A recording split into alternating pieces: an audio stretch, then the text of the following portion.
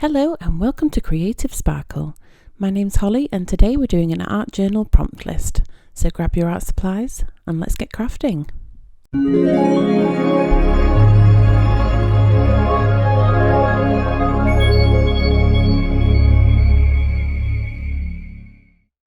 Hello and thank you for joining me today. So as we're working in a recycled book, I will need to prime the page, and the first prompt is to prime the page if needed. So I'm just going to use some white gesso to prime my page and put a couple of layers on so that we can't see those images behind. Obviously, if you're working in a book that's not recycled, a normal sketchbook or on a canvas, for example, then you probably don't need to prime, but I like to prime just to make sure that what I have is ready to use. So once that's dry, we'll move on to prompt number 2, and it's to choose up to 3 different mediums to create a background base.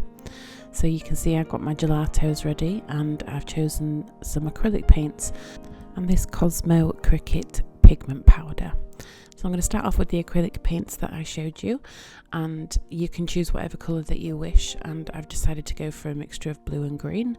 So I'm just going to start putting that randomly over the page, and then I will bring in the blue and blend those together.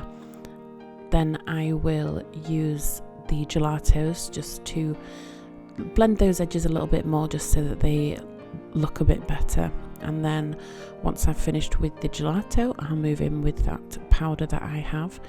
And once I start with the powder, I spray the page with water first and then sprinkle the powder over the background, as you'll see in a moment.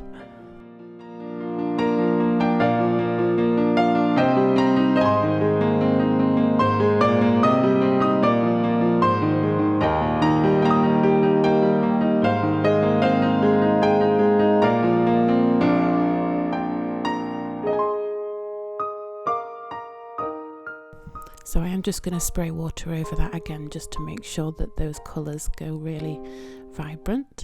And then we'll move on to prompt number 3, which is to create a transparent resist using either a stamp or stencil. So I've chosen to go with the stencil that you can see, and I'm using clear modelling paste in gloss, so it's transparent gloss. And the reason I've chosen to use this is because when I put it down on that powder, and perhaps the gelatos as well, because it's moist, it's going to absorb some of that colour. So I thought it would be interesting to have some parts absorbed, some parts not, and I quite like the pattern that's gone onto the background as well. So once you're happy with that step, we'll move on to the next prompt, which is prompt number 4, and that's to use a water-based medium over the clear resist to create interest. And I've chosen to use a Distress Ink spray, and I'm just going to go over each of the stenciled segments, and I chose to use a yellow, which I think, because it's water-based, it's not going to be a yellow once it's down, and it absorbs some of that blue pigment, so it's just going to go on as green, but I think the result is perfectly fine. So once you're happy with that, we'll move on to prompt number 5, which is to, as a focal image, create an envelope or pocket where something can slot in. So I've chosen to use this bird from a napkin, and I did stick it onto some white card and then fussy cut it as well. And I'm just edging it with glue so that it can make a pocket, and that's my pocket created. So obviously we need something to go in the pocket. So the next prompt is to choose something to be slipped into the envelope or opening that can be protruding or peeking out, and this element should be removable. So I've chosen some leaf die cuts and some embroidery thread to create something to go in. So the leaf dies, I cut them out in different colours, and I'm going to back them onto each other on the thread. So you can see here I did cut the leaves out, one on the colour side and then one on the plain side, so that they can fit together nicely. And you can see here that I've added it to the string, so you can have this as a removable object. And I've just added a little scallop circles to the edges, just so that you've got something to hold on to instead of the, sorry, they're not leaves, they're feathers. So you can grab onto that when you're pulling it out of the opening or the envelope, whatever you've decided to put on. So it doesn't have to be something on a string or embroidery thread or whatever you feel goes better with your page. You can just have something different poking out. So I'm quite happy with the results of that step, and just showing you that when you pull it out, this is what happens. So put that back in and move on to prompt number 7, which is to add geometric scribbles to your page. So the geometric scribbles, I've actually chosen to use a stamp, but I think it fits well in with that prompt. And I'm using jet black archival ink, and I'm just going to stamp those around the page. So you can see it's geometric because it's circles, and I'm just stamping those around the page for interest. Quick and simple one. If you don't have a stamp available, you can simply draw them on or paint them on, whatever you feel is best. So prompt number 8 is to have drips forming from your geometric scribbles.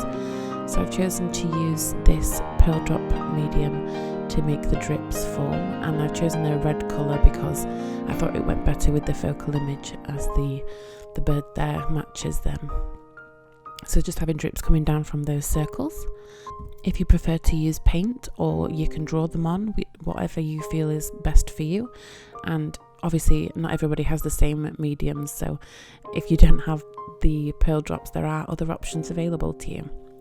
So once we're finished with that, we'll move on to prompt number 9, which is to add something that relates to step 6. So step 6 was to create something to go into that opening. So mine was the feathers, and I've chosen to use embroidery thread again. So I've chosen it in red, and I'm just putting it on the page where the circles are. Obviously, if you don't want to put them on your geometric shapes, you could use something completely different, or something that's related to the image that you've chosen to go into your envelope. It doesn't have to be the physically same thing like I've chosen to do. So I'm just winding the embroidery thread and then sticking it down with some glue. I believe I used Mod Podge for that part. So once we're happy with that, I will trim those edges off there as well, so it's not covering the bird.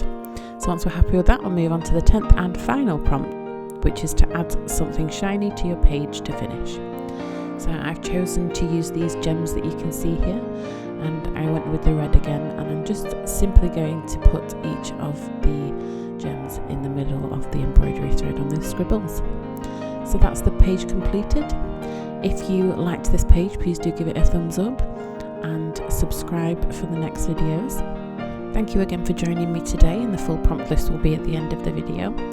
If you do decide to take part in the prompt list or do something related to the page that you've seen, please do tag me on Instagram with the hashtag #SparklePrompts, and I will see you next time, where we will turn your creative spark into creative sparkle. Thanks. Bye.